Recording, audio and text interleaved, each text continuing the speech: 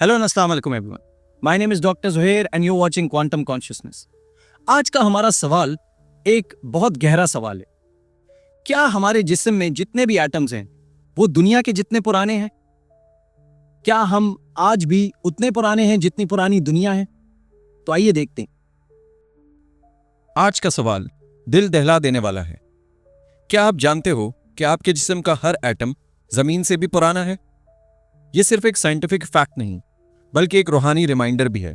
आज हम समझेंगे कि इसका क्या मतलब है और यह हमें मैं कौन हूं और मैं कहां से आया हूं जैसे सवालों तक ले जाएगा। जमीन की एज लगभग 4.5 बिलियन साल है। लेकिन जो एटम्स आपके जिस्म में हैं, हाइड्रोजन, कार्बन, ऑक्सीजन, नाइट्रोजन, इनकी असल कहानी और भी पुरानी है। Hydrogen atoms directly big bang के बाद बने, यानी 13.8 बिलियन ईयर्स पहले। कार्बन और ऑक्सीजन जैसे एलिमेंट स्टार्स के अंदर न्यूक्लियर फ्यूजन के जरिए बने। जब वो स्टार्स एक्सप्लोड हुए, यानी सुपरनोवा, उनका मटेरियल यूनिवर्स में बिखर गया। यानी आपका जिस्म असल में स्टार्स की राख से बना है। जब आप अपने हाथ को देखते हो या अपने दिल को महसूस करते हो या अपनी आंखों से यूनिवर्स को देखते हो, याद रखो ये सब स्टार्स के टूटने से बना है। साइंटिस्ट कार्ल सेगन ने कहा था, we are made of star stuff. ये एक साइंटिफिक बात है और एक बहुत गहरी रूहानी बात भी। आपका जिस्म जमीन से नहीं बल्कि पूरी कायनात की कहानी का हिस्सा है। अब यहां क्वांटम कॉन्शियसनेस के जरिए समझते हैं। एटम सिर्फ मैटर नहीं है, ये क्वांटम फील्ड्स की वाइब्रेशंस हैं।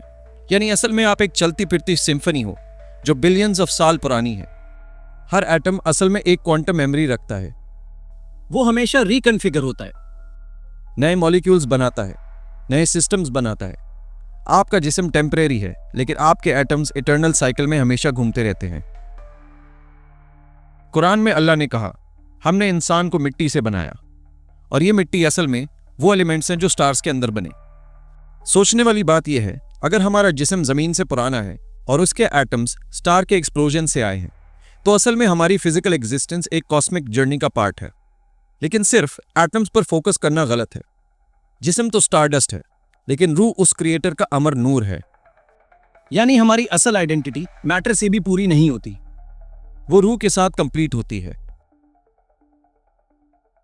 जब इंसान मरता है, उसके एटम्स बिखर जाते हैं, मिट्टी में, हवा में, पानी में। फिर वो एटम्स नई चीजों का हिस्सा बन जाते हैं, कोई पौधा, कोई जानवर या एक नया इंसान। यानी साइंटिफिकली भी हमारे मैटर की कहानी कभी खत्म नहीं होती।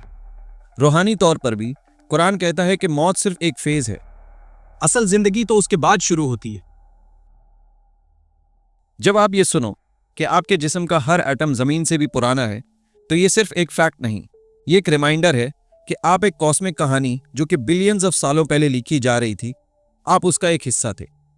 आपका असल जिस्म मिट्टी और स्टार से बना है, लेकिन आपकी रूह उस क्रिएटर की तरफ से है जो हमेशा से है।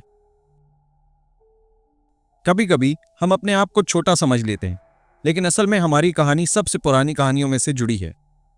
यह सवाल जितना गहरा लगता है, उतना ही दिल को हिलाकर जिंदगी की असल सच को बताता है। सोचिए, आपके अंदर मौजूद चीजें कभी ऐसे सितारों का हिस्सा थीं जो आज मौजूद ही नहीं। हर एटम अपनी जंग लड़कर, अपना सफर तय कर आज आपका हिस्सा बना है। अगर स्टार्स टूटकर नहीं बिखरते तो आज हम यहां मौजूद नहीं होते।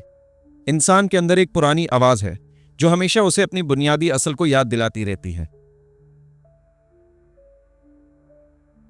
हर वाइब्रेशन एक पुरानी कहानी सुनाती है जो वक्त और फैसले को रोक नहीं सकती।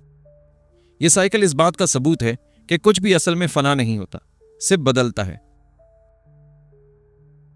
हर आयत में एक इशारा होता है कि हम अक्सर जिस सच को साइंस कहते हैं वो पहले ही नाजिल हो चुका होता है, और नूर हमेशा वापस अपने सोर्स की तरफ ही लौटता है। रूह ही वो राज है जो इंसान को एक सिर्फ केमिकल एक्सीडेंट नहीं बल्कि एक मकसद बना देता है। इसका मतलब है कि जिंदगी का सफर रुकता नहीं, बस अपनी शक्ल बदलता रहता है। जो इस बात को समझ ले, उसका डर भी पिघल जाता है और उसका मकसद ज्यादा वाज़े हो जाता है। आपके अंदर वही धड़कन चलती है जो कभी सितारों के कतरों में थी, और शायद जब आप रात में आसमान को देखें, आपको महसूस हो कि वो आसमान भी आपकी कहानी सुना रहा है। सो अगली दफा जब आप अपने आप से पूछें मैं कौन हूं, तो याद रखिएगा आप सिर्फ जमीन का हिस्सा नहीं बल्कि कायनात का हिस्सा भी हैं और आपका सफर इस दुनिया तक महदूद नहीं। अल्लाह हाफिज।